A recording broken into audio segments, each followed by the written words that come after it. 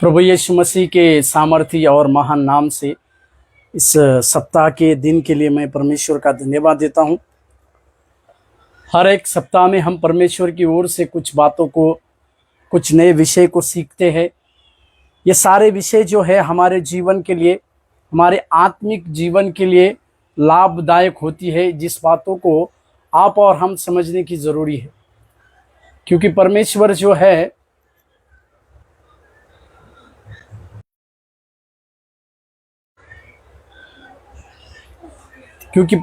जो है हमारे इसी बातों को सराहते हैं और उसमें से कई एक बातों को हम अपने जीवन में लागू करने की आवश्यकता है। एक विषय की ओर हम अपने ध्यान को आकर्षित करें, जिसको मैंने इस प्रकार से आत्मिक घमंड पर विजय पाने के 4 तरीके। सेवकाई को करते समय या कई प्रकार के परमेश्वर के बातों को करते समय आत्मिक घमंड आने की पूरा संभावना होती है हर एक व्यक्ति को। इसी के लिए पौलुस भी कहते हैं कि आत्मिक वरदानों की धुन में रहो बोलकर लिखा हुआ है। पौलुस ने कहा, जब हमारे पास कई प्रकार के आत्मिक वरदान आते हैं या कई प्रकार की परमेश्वर की ओर से हमारे जीवन में कई बातें पूरी होने की होती है, या कई प्रकार के स्टेज परमेश्वर के द्वारा जब हमें मिलते हैं तो आत्मिक घमंड आना ये संभावना है। परंतु इस आत्मिक घमंड से बचने के लिए हमारे पास 4 तरीके हैं। उस 4 तरीकों का अध्ययन आज के इस सत्र में हम करने पर है। हर एक व्यक्ति जो आत्मिक घमंड की बातों को करता है उसका पतन होता है। इस विषय को हम समझने की आवश्यकता है। जिस व्यक्ति के जीवन में इस प्रकार के आत्मिक घमंड आते हैं उसका पतन होता है, जिसके बारे में हम समझते हैं। क्योंकि इसके लिए अगर उदाहरण की बातों का अगर हम देंगे तो परमेश्वर के सम्मुख में रहने वाला, परमेश्वर का सबसे प्रिय स्वर्गदूत जो था, जिसका नाम लूसीफर था, उसके अंदर परमेश्वर के अपना सिंहासन परमेश्वर के ऊपर लगाने की बातें आने के द्वारा या 5 प्रकार के मैं कहने के द्वारा उसके अंदर एक घमंड आई और घमंड आने के द्वारा उसका पतन हुआ। इसको हम अच्छी तरह से जिसको हम एजिकेल के 28वें अध्याय में पढ़ते हैं और यशायाह की पत्री में भी पढ़ते। मतलब हर एक व्यक्ति को आत्मिक जीवन में इस प्रकार के घमंड आते हैं, या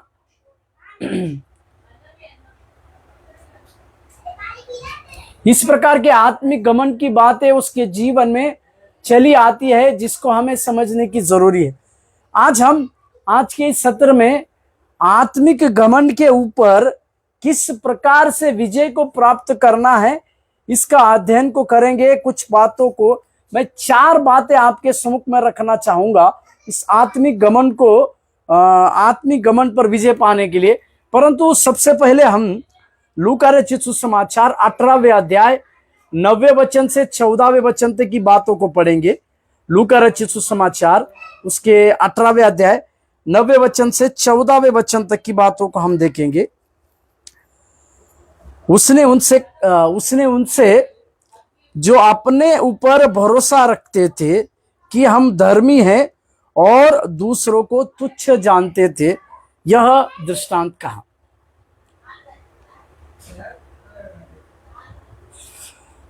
दो मनुष्य मंदिर में प्रार्थना करने के लिए गए। एक फरीसी था और दूसरा चुंगी लेने वाला।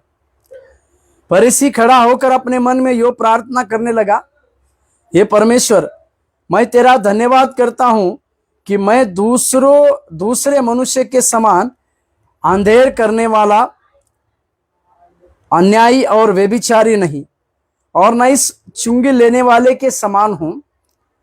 मैं सप्ताह में 2 बार उपवास रखता हूं।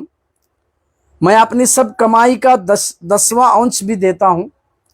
परंतु चुंगी लेने वाले ने दूर खड़े होकर स्वर्ग की ओर आंखें उठाना भी न चाहा, वरन अपनी छाती पीटकर कहा, हे परमेश्वर, मुझ पापी पर दया कर।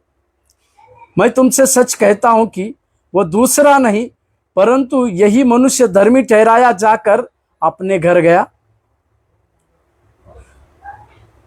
क्योंकि जो कोई अपने आप को बड़ा बनाएगा वो छोटा किया जाएगा, और जो अपने आप को छोटा बनाएगा वह बड़ा किया जाएगा। प्रभु के नाम की महिमा और प्रशंसा हो। यहां पर इस दृष्टांत को हम अच्छी तरह से जानते हैं। फरीसी और चुंगी लेने वाले के इस दृष्टांत की बातों को हम देखते हैं। यीशु मसीह की 3.5 साल की सेवकाई में प्रभु यीशु मसीह ने कई एक दृष्टांतों को कहा, कई एक दृष्टांतों की बातों को कहा, और बिना दृष्टांत के प्रभु यीशु मसीह कुछ कहते नहीं थे। इस दृष्टांत को कहने का प्रभु यीशु मसीह का कारण यह था कि उस समय जिस प्रकार की बातें घटती थी उसी बातों को लेकर अपनी शिक्षा को मिलाकर प्रभु यीशु मसीह अपने शिष्यों को कुछ गहरी रहस्य की बातों को बताते थे। ये सारे लोगों के लिए दृष्टांत रहता था, सारे चेले लोगों के लिए दृष्टांत रहता था, परंतु इसकी व्याख्या या इसका अर्थ जो है प्रभु यीशु मसीह आपने कुछ चुने हुए शिष्यों के बीच में उसको बताते थे। इस दृष्टांत को कहने का प्रभु यीशु मसीह का कारण उसी वचन में लिखा हुआ है। 90 वचन को अगर हम देखते हैं, लूका 18 का 90 वचन देखिएगा। ये फरीसी और चुंगी लेने वाले का दृष्टांत का उसे कहने का सबसे बड़ा तात्पर्य या सबसे बड़ा उसका महत्व क्या था या उसका उद्देश्य क्या था, उसका उद्देश्य हम 90 वचन में पढ़ते हैं। उसने मतलब प्रभु यीशु ने जो अपने ऊपर भरोसा रखते हैं, हालेलुया, प्रभु के नाम की महिमा और प्रशंसा। यहां पर प्रभु यीशु मसीह ने यह दृष्टांत कहने का कारण भी लिखा हुआ है, जो अपने ऊपर भरोसा रखते हैं,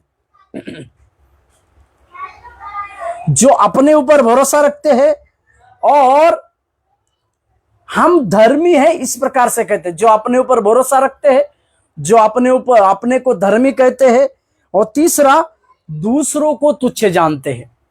इस तीनों चीजों को बतलाने के लिए, सही से बतलाने के लिए परमेश्वर ने, प्रभु यीशु मसीह ने इस प्रकार के दृष्टांत को कहा कि जीवन को जीते समय कई एक मनुष्य अपने ऊपर भरोसा रखते हैं, परंतु पवित्र शास्त्र में राजा सुलेमान ने हमें इस प्रकार से सिखाया। राजा सुलेमान के बारे में नीति वचन में राजा सुलेमान ने 3 अध्याय में इस प्रकार से लिखा है, तू अपनी समझ का सहारा ना लेना, वरन संपूर्ण मन से यहोवा पर भरोसा रखना। जो लोग अपने आप के ऊपर भरोसा रखते हैं, यानी अपने आप के ऊपर भरोसा रखना मतलब अपने पैसों के ऊपर भरोसा रखना, अपने बुद्धि के ऊपर भरोसा रखना, अपने स्किल के ऊपर भरोसा रखना। इसके बारे में पवित्र शास्त्र हमें बतलाती है कि अपनी समझ का सहारा ना लेना, वरन अपना संपूर्ण कार्य को परमेश्वर के हाथों में सौंपना ही हमारे लिए जरूरी है। इसी के लिए आत्मिक घमंड कब आता है, तो जब हम अपने आप के ऊपर ज्यादा भरोसा रखते हैं। कई बार हम परमेश्वर की ओर से अद्भुत वरदानों को प्राप्त करते होंगे, कई प्रकार की सेवा कार्य में परमेश्वर हमारा इस्तेमाल करता होगा, कई प्रकार के सभाओं में परमेश्वर हमारे द्वारा सुपरनेचुरल की बातों को करता होगा, परंतु इन सब बातों में हम किसे अपना दर्जा देते हैं, या हमारे जीवन में प्रथम स्थान हम परमेश्वर को देते हैं, या हमारा भरोसा हमारे ऊपर होता है। परंतु हम इस बात को जानेंगे कि इफिसियों की पत्री में लिखा हुआ है, विश्वास के द्वारा ही तुम्हारा उद्धार हुआ है। हमारे कर्म के द्वारा नहीं, परंतु हमारे विश्वास के द्वारा उद्धार रखा है। मतलब विश्वास के द्वारा ही परमेश्वर ने हमारे अंदर कुछ वरदानों को दिया है, और प्रभु और उसके आत्मा के द्वारा इस प्रकार के वरदानों को प्रभु सही समय पे इस्तेमाल करते हैं। इसमें हमें हमारे जीवन काल में, हमारे सेवकाई की हमें सबसे ज्यादा भरोसा प्रभु पे रखने की आवश्यकता है। परंतु कई एक सेवकों के उदाहरणों को अगर हम देखेंगे तो उनके अंदर इस प्रकार के आत्मिक घमंड चले आते हैं।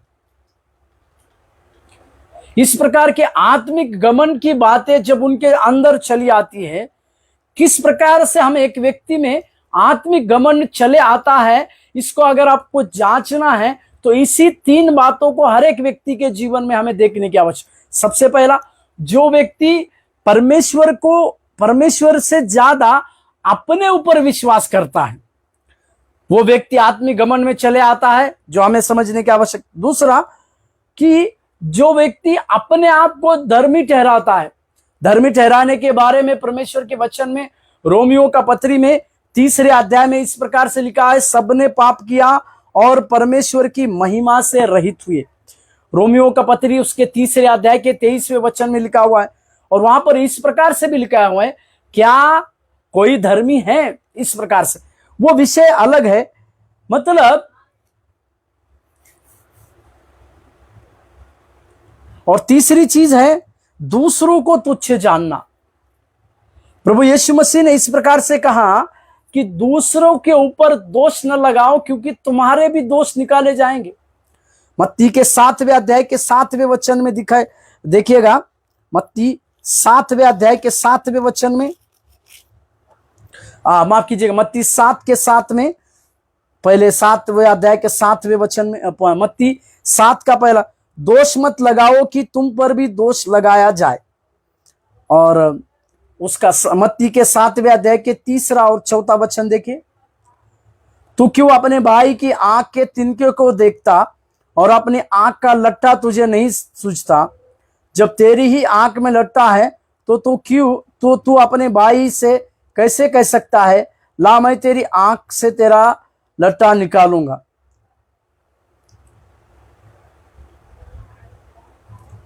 ये कपटी, पहले अपनी आंख में से लट्टा निकाल ले, तब तू अपने भाई की आंख का तिनका भली भांति देखकर निकाल सकेगा।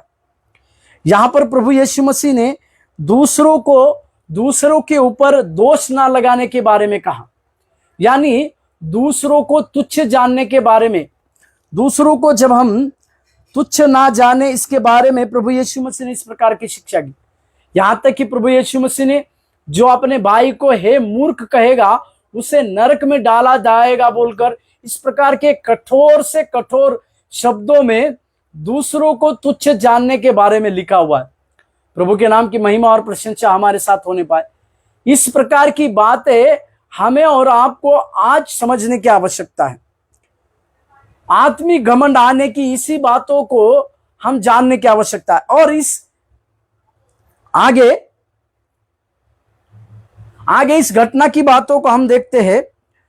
लूका रचित सुसमाचार 18वें अध्याय और उसके 10वें वचन में आएंगे तो 2 मनुष्य की कहानी यहां पर परमेश्वर दिखाते हैं।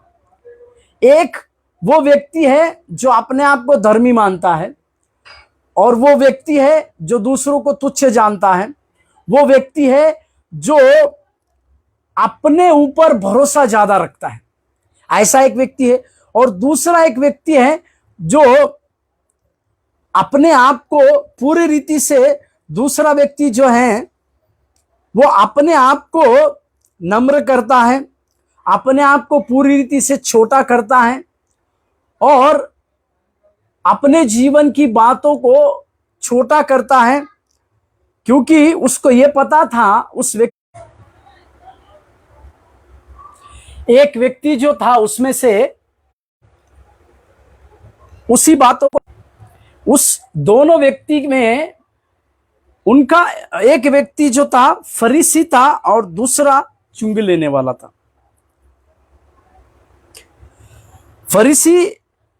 फरीसी लोगों को उनके कई प्रकार की शिक्षा को जानने वाले थे, परंतु उनका आचरण जो वे सिखाते थे उसी के अनुसार नहीं था।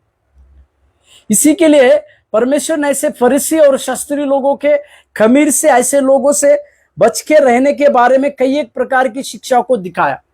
अभी इस फरीसी के अंदर 3 प्रकार की जैसे घमंड की बातें थी, उसकी घमंड की बातें उसके प्रार्थना में वो बोल रहा है।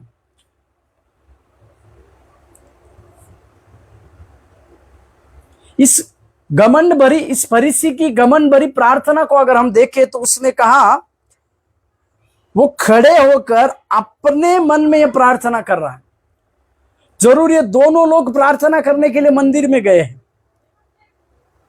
फरीसी को भी पता है किस प्रकार से प्रार्थना करनी चाहिए, किस प्रकार से अपने मन को रिक्त खाली कर कर परमेश्वर के सम्मुख में उड़ेलना चाहिए, परंतु ये जो शिक्षा देते थे उनके ऊपर ये चलते नहीं थे। इसी के कारण ये उस आशीष की बातों को प्राप्त नहीं करते थे। अभी ये फरीसी अपने मन में इस प्रकार की प्रार्थना करा, इसके मन में अपने ऊपर आत्मिक घमंड की बातें थी। वो इस प्रकार से कहता है, हे परमेश्वर मैं तेरा धन्यवाद करता हूं। उसका प्रार्थना का शुरुआत धन्यवाद से तो हो रहा है, मैं परमेश्वर का धन्यवाद, वो इस प्रकार से कह रहा है,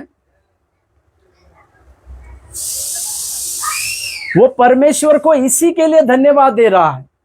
अपने सच्चे मन से परमेश्वर को वो धन्यवाद नहीं दे रहा है। जैसे भजन संहिता 103 में हम पढ़ते हैं कि हे मेरे मन परमेश्वर को धन्य कहे, उसके किसी भी उपकार को ना बोलना। हे मेरे मन परमेश्वर को धन्य कहे,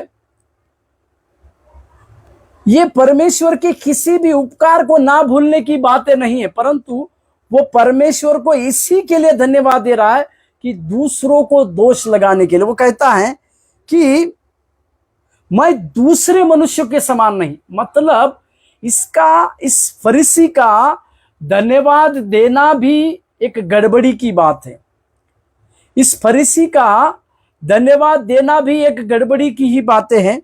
वो कहता है दूसरे मनुष्य के समान अंधेर करने वाला, अन्यायी, व्यभिचारी और ना इस चुंगी लेने वाले के समान। जैसे मैंने शुरुआत में कहा, यह दूसरों को तुच्छ जानने वाला व्यक्ति है। इसी के लिए वो अपने आप की 4 बातों को कहता है। सबसे पहली बात वो कहता है कि मैं अंधेर करने वाला नहीं, अन्यायी नहीं, व्यभिचारी नहीं और ना ही इस चुंगी लेने वाले के समान है।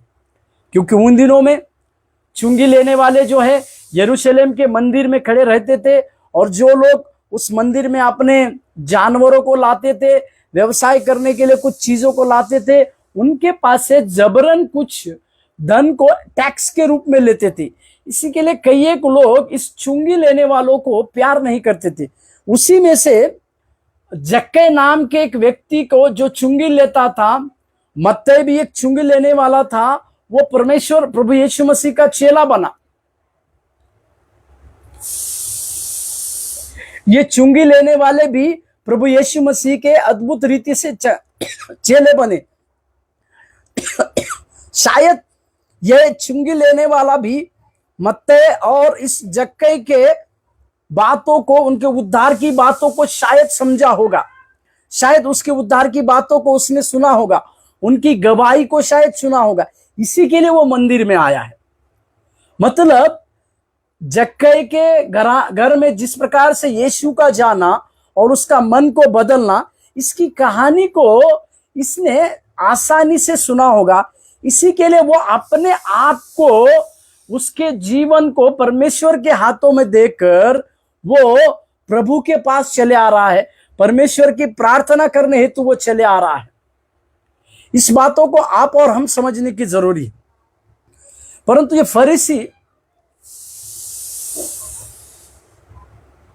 ये फरीसी आगे कहता है, अभी वो अपने आप की बड़ाई को करता है। पहले उसने दूसरे को तुच्छ जाना और मैं कैसा हूं, इस प्रकार की बातों को कहा। अभी वो 12वें वचन को अगर हम देखते हैं तो अपना किया हुआ बात की बढ़ाई करता है। वो कहता है, मैं सप्ताह में 2 बार उपवास रखता हूं, मैं अपनी सब कमाई का 10वां अंश तुम्हें देता हूं। इस फरीसी के पास 2 प्रकार की कैटेगरी थी। वो अपने आप की 4 गुणों को प्रभु को बताता है। उसमें मैं अंधेर करने वाला नहीं, अन्यायी नहीं, व्यभिचारी नहीं और मैं इस चुंगी वाले के समान है। वो उस परमेश्वर को समझा रहा है अपने बारे में, जो परमेश्वर इंसान का बाहरी रूप नहीं परंतु अंदर को झांकने वाला परमेश्वर। वो उस महान परमेश्वर को अपनी खूबी, अपने अंदर की बातों को बताने की कोशिश कर रहा है। हालांकि परमेश्वर सब बातों को देखता है। उसके बाद वो अपनी खूबी को दिखाता है। वो कहता है कि मैं सप्ताह में 2 बार उपवास रखता हूं और मैं अपने सारी कमाई का 10वां अंश देता हूं। इस प्रकार की प्रार्थना है।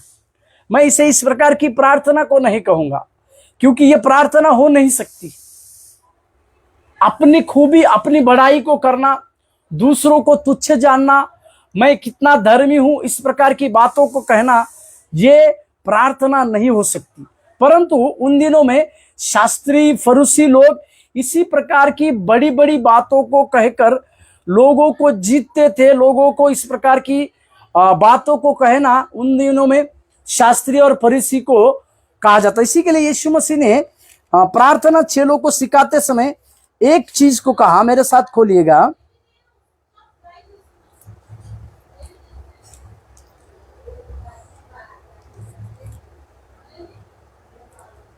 मत्ती रचित सुसमाचार 6वें अध्याय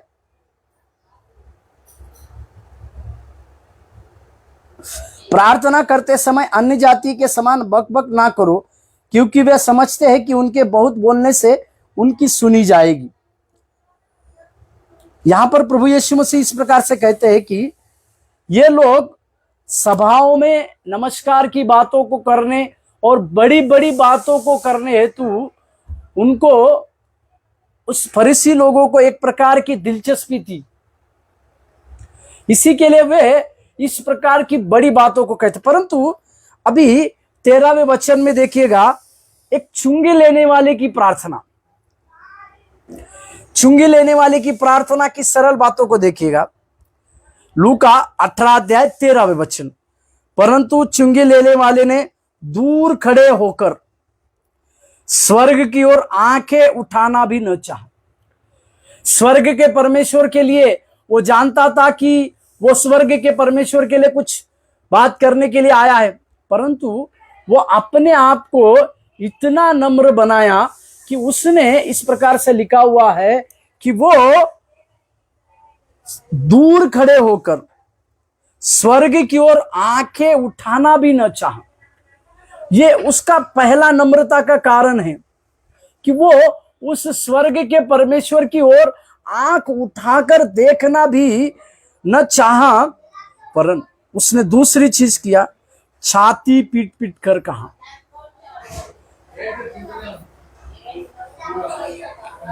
इस चुंगी लेने वाले का स्वर्ग की ओर ना देखने का कारण मतलब वो अपने आप को एक पापी के रूप में देखता है या अपने आप को नीचा करता है। दूसरा, वो छाती पीट रहा है, मतलब वो अपने आप को अपने पाप के लिए परमेश्वर से इस कदर टूट कर प्रार्थना कर रहा है। क्योंकि हम जानते हैं भजन संहिता में 55वें अध्याय में अगर हम देखते हैं तो वहां पर राजा दाऊद ने एक बात को कहा।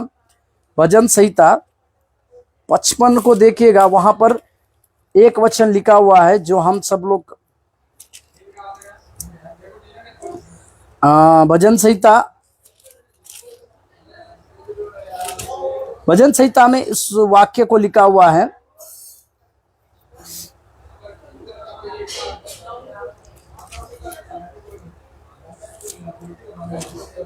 कि टूटा, और वहां पर लिखा हुआ टूटा और पीसा हुआ मन तू उसे तू तुच्छ नहीं जानता बोलकर लिखा हुआ है। मतलब परमेश्वर के पास टूटे हुए हृदय के साथ जो लोग आते हैं परमेश्वर उनकी सुनता है, इसके बारे में लिखा हुआ है। यहां हम इस बात को समझने की आवश्यकता है, जो लोग परमेश्वर के पास इस प्रकार से टूटे हुए हृदय से आते हैं,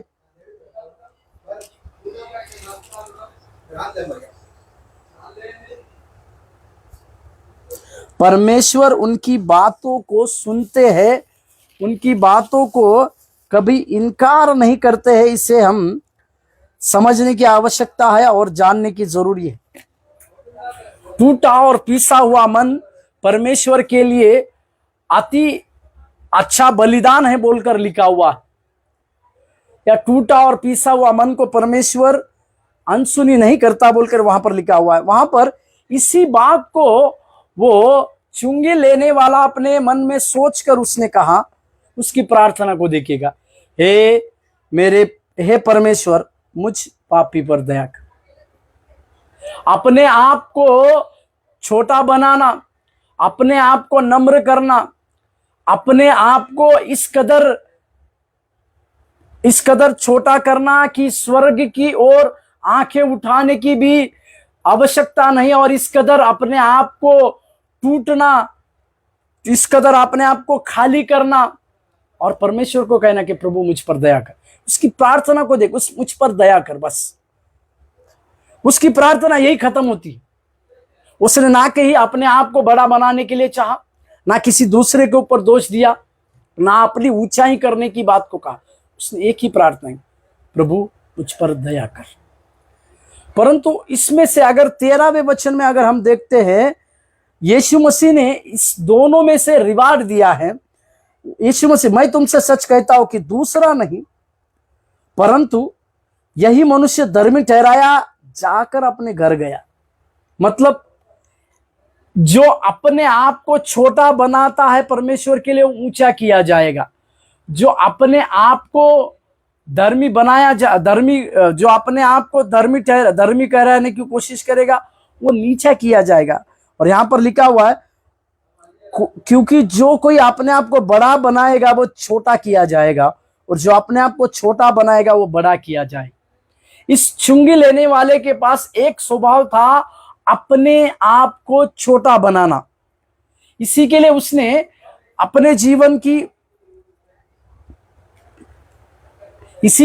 अपने आप के अंदर के आत्मिक घमंड को उसने पाया। उसने आत्मिक घमंड के ऊपर विजय प्राप्त किया, परंतु दूसरा व्यक्ति उस आत्मिक घमंड में चला गया। मैं आज आपको इसी में से 4 बातों को बताऊंगा जो आत्मिक घमंड पर विजय कैसे प्राप्त कर सकते। पहले, खुद से अधिक परमेश्वर को ध्यान दो। इस फरीसी ने परमेश्वर के ऊपर ध्यान नहीं दिया परंतु अपने आप के ऊपर ध्यान दिया। परंतु इस चुंगी लेने वाले ने अपने आप से ज्यादा परमेश्वर के ऊपर ध्यान दिया। इसी के लिए उसकी प्रार्थना क्या थी, हे प्रभु मुझ पर दया कर। एक वचन को पढ़िएगा, कुलुसियों का पत्री उसके 3 अध्याय 2 और 3 वचन को पढ़िएगा। कुलुसियों का पत्री, वहां पर भी प्रेरित पौलुस इसी बातों के ऊपर कहते हैं। कुलुसियों का पत्री 3 अध्याय 2 और 3 वचन के, आत्मिक घमंड पर विजय पाने के 4 तरीकों में से पहला तरीका है, खुद से अधिक परमेश्वर के ऊपर भरोसा रखो। पृथ्वी पर की नहीं परंतु स्वर्गीय वस्तु पर ध्यान लगाओ, क्योंकि तुम तो मर गए और तुम्हारा जीवन मसीह के साथ परमेश्वर में छुपा हुआ है। यहां पर पौलुस कहता है कि पृथ्वी की बातों पर नहीं परंतु स्वर्ग की बातों पर ध्यान लगाओ, स्वर्ग की बातों पर मन लगाओ। क्योंकि हमें क्यों उस स्वर्ग की बातों पर मन लगाना है? क्योंकि हम इस धरती की बातों में, धरती के काम काजों में मर चुके हैं। धरती की अभिलाषाओं के लिए हम मर चुके हैं। धरती के आशीषों के लिए, जगत की जो पाई जाने वाली आशीषों के लिए भी हम मर चुके हैं, परंतु हमारा जीवन मसीह के जीवन के साथ छिपा हुआ है। मतलब हमारा जो जीवन जो है मसीह के साथ छिपा हुआ है। मतलब हमें अपने आप से ज्यादा परमेश्वर के ऊपर विश्वास रखने की आवश्यकता है।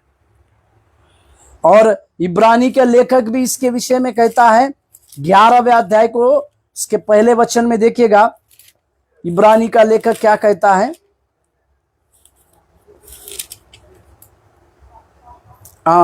इब्रानी का लेखक 12वें अध्याय के पहले वचन, 12 का पहला, इस कारण जबकि गवाहों का ऐसा बड़ा बादल हमको घेरे हुए है, तो आओ हर एक रोकने वाली वस्तु और उलझने वाले पाप को दूर कर कर वह दौड़ जिसमें हमें दौड़ना है, धीरज से दौड़े।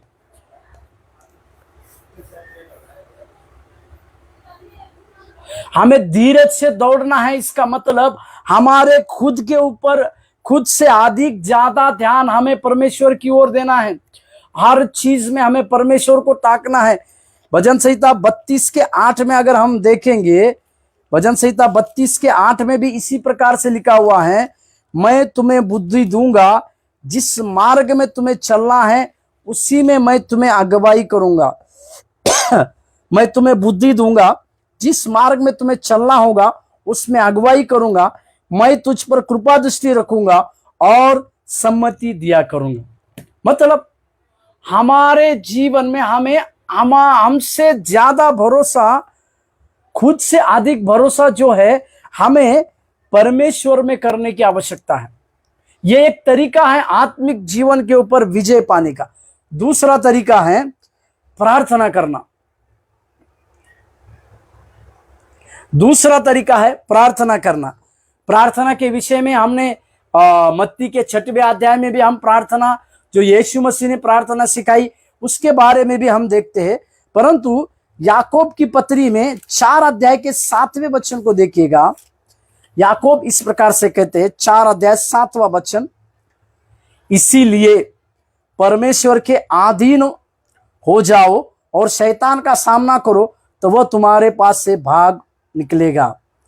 यहां पर याकूब इस प्रकार से कहते, परमेश्वर के अधीन हो जाओ। परमेश्वर के अधीन होना मतलब परमेश्वर से लगातार इस विषय के लिए, इस आत्मिक घमंड की बातें हमारे अंदर ना आए, इसके लिए लगातार परमेश्वर से प्रार्थना करना जरूरी है। और 8वां वचन भी देखिएगा, परमेश्वर के निकट आओ तो वो तुम्हारे निकट आएगा। हालेलुया।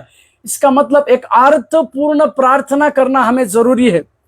इस आत्मिक घमंड के ऊपर विजय प्राप्त करने के लिए हमें परमेश्वर के सम्मुख आने की आवश्यकता है। परमेश्वर के अधीनता में होकर, परमेश्वर के पास समर्पण को कर, परमेश्वर के साथ एक समर्पित प्रार्थना को कर हमें इस प्रकार प्रार्थना करना है। प्रार्थना में लौलीन होना है, परमेश्वर के अधीन आकर परमेश्वर में एक समर्पित की हुई प्रार्थना को कर हमें इस प्रकार की बातें करने की आवश्यकता है, जिसके द्वारा हम हमारे आत्मिक घमंड के ऊपर हम विजय प्राप्त कर सकते हैं। और एक वचन देखिएगा, भजन संहिता 139, भजन 139 की बातों को देखिएगा। वहां पर 23 और 24, भजन 139, 23 और 24, हे परमेश्वर मुझे जांच ले, मुझे परख कर मेरी चिंताओं को जान ले और देख कि मुझ में कोई बुरी चाल है कि नहीं, और अनंत के मार्ग में मेरी अगुवाई कर। यहां पर राजा दाऊद 23वें वचन में अपने आप को जांचने के लिए कहता है। परमेश्वर को कहता है कि प्रभु मुझे तू जांच ले, क्योंकि राजा दाऊद इस बात को जानता था कि परमेश्वर ही है जो उसे कहीं पर भी जाने पर प्रभु उसको देखता है। इसी के लिए इसी अध्याय के 5वें और 6वें वचन में वो एक प्रकार से कहता है, तूने मुझे आगे पीछे घेर रखा है और अपना हाथ मुझ पर रखे रखता है। मतलब परमेश्वर के पास से हम भागकर कहीं नहीं जा सकते, और परमेश्वर ही है जो हमारे जीवन में हमारे लिए कई प्रकार की जांच को ला सकता है।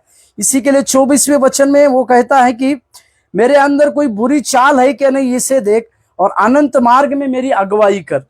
यहां तक कि अपना पश्चाताप किया हुआ उस भजन की 51वें अध्याय के उस 10वें वचन की प्रार्थना को, भजन संहिता 51 जो है उसकी पश्चाताप की प्रार्थना है, उसके 10वें वचन से जब वो प्रार्थना करते हैं राजा दाऊद, तो इस प्रकार से वो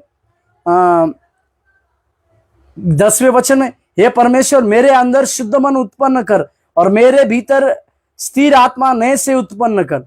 इस प्रकार की वो प्रार्थना करता है। और 4वें वचन 51 का 4, मैंने केवल तेरे ही विरुद्ध पाप किया है, ताकि जो तेरी दृष्टि में बुरा है वही किया है, ताकि तू बोलने में धर्मी और न्याय करने में निष्कलंक ठहरे। मतलब अर्थपूर्ण प्रार्थना भी करना हमें जरूरी है।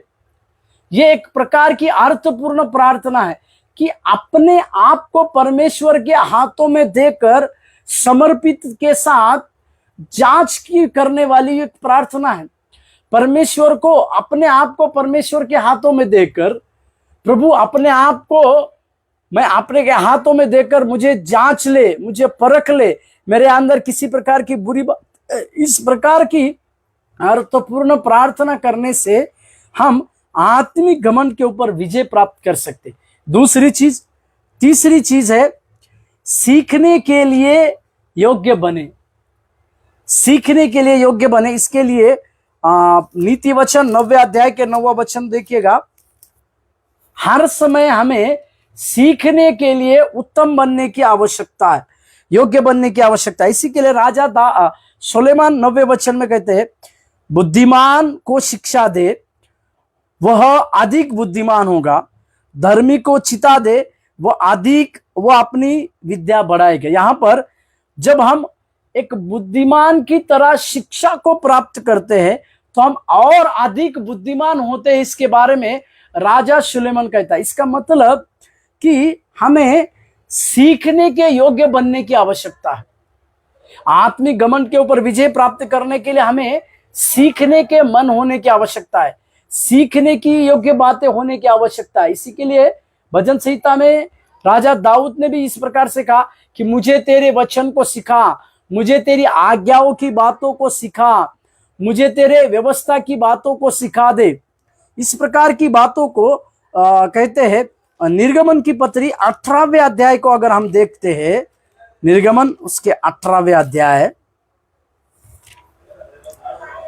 वहां मूसा जो है उसके 13वें वचन से मूसा 13वें वचन से अगर 24वें वचन की बातों को देखते हैं तो वहां पर एक बात को हम देखते हैं। मूसा का ससुर जो है, मूसा अपने ससुर से भेंट करने के बाद उसके ससुर इस प्रकार से देखते हैं कि मूसा जो है कई प्रकार के काम अकेले ही करते हैं। इसी के लिए दूसरे दिन मूसा लोगों का न्याय करने को बैठा और भोर से सांझ तक लोग मूसा के पास खड़े रहे। यह देखकर कि मूसा लोगों के लिए क्या क्या करता है, उसके ससुर ने कहा,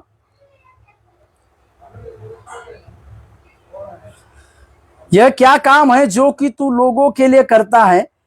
क्या कारण है कि तू अकेला बैठा रहता है और लोग भोर से सांझ तक तेरे पास खड़े रहते हैं?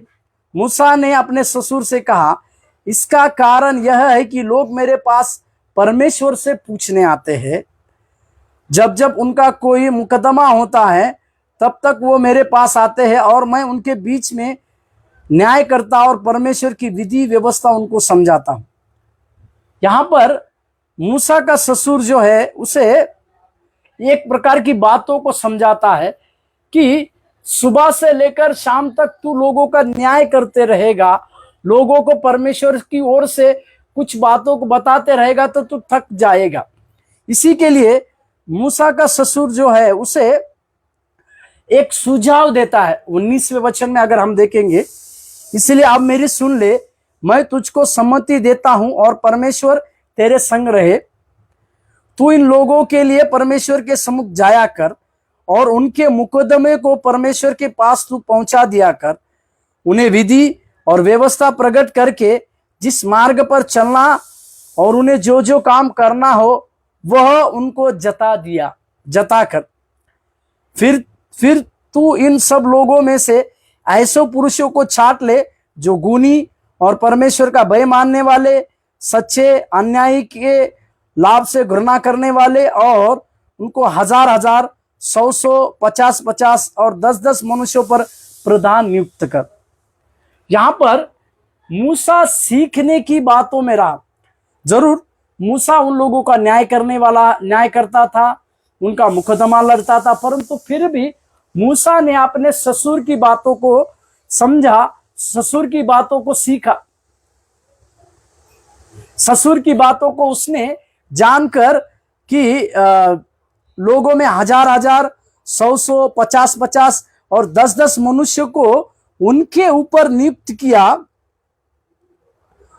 और 24वें वचन, अपने ससुर की यह बात मानकर मूसा ने उसके सब वचन के अनुसार किया।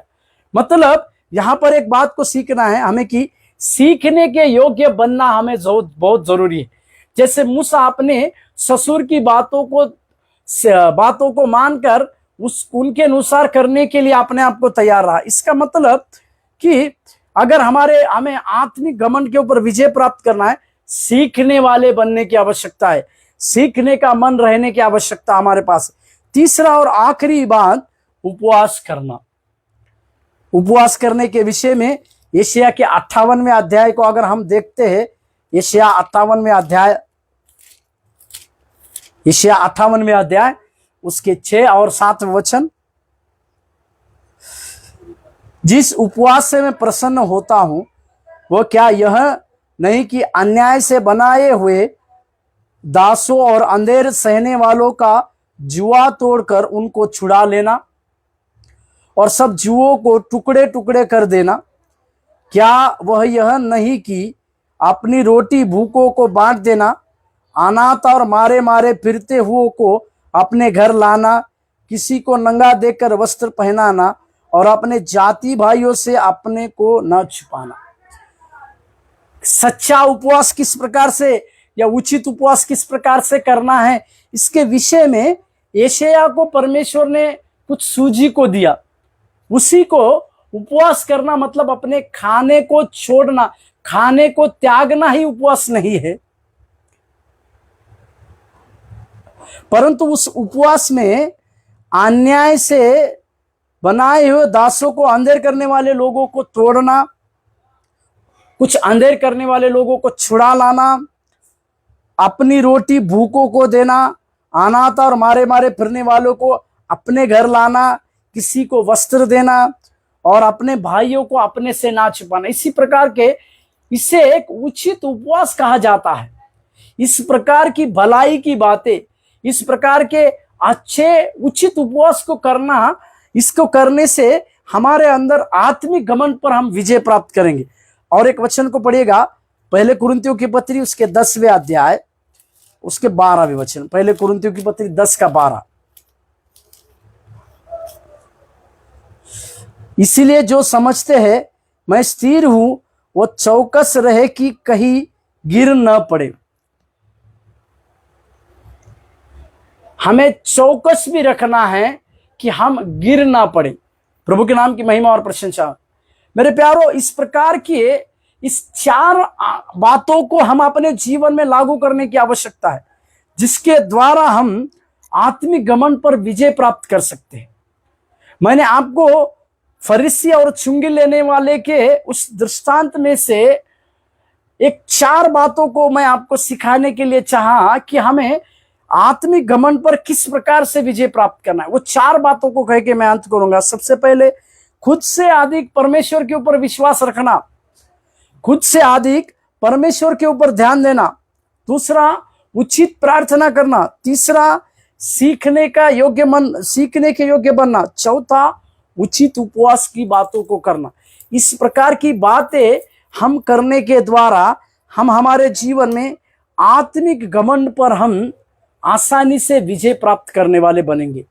आसानी से हम आत्मिक घमंड की बातों पर जरूर और जरूर विजय प्राप्त करने वाले बनेंगे। आइए हम प्रार्थना करें। स्वर्गीय परमेश्वर प्रभु जी, धन्यवाद, स्तुति प्रशंसा करते हैं। आत्मिक घमंड पर विजय प्राप्त करने वाले 4 चीजों के द्वारा प्रभु आप हमारे जीवन में बड़े कार्य करने पाए, बड़ी आशीष और बड़ी अनुग्रह की बातें हमारे जीवन में लगातार होने हैं, तो हम प्रार्थना करते हैं आपकी दया और आपके अनुग्रह की बातें हमारे साथ हो। आप सहायता कीजिए और मदद कीजिए। धन्यवाद देते यीशु मसीह के नाम से मांगते हैं, आमीन। प्रभु आपको आशीष देने पाए। धन्यवाद।